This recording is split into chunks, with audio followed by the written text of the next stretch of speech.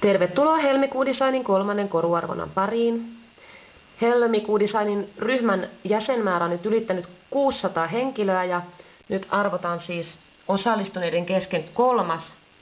koru. Tässä nyt näkyy näitä osallistujien nimiä.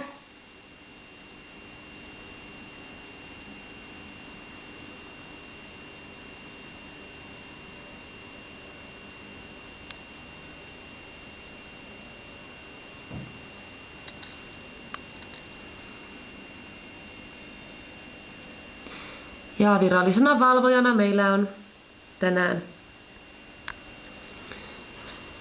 Sven-Erik Kalapuikkola.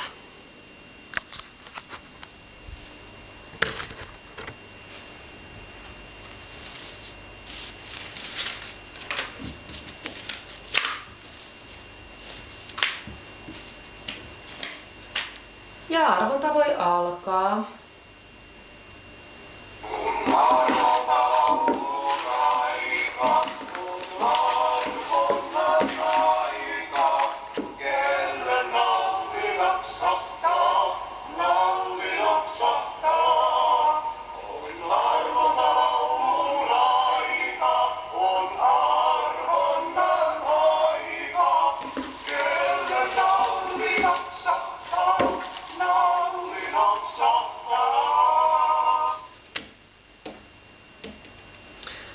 Ja voittaja on Johanna Paasio.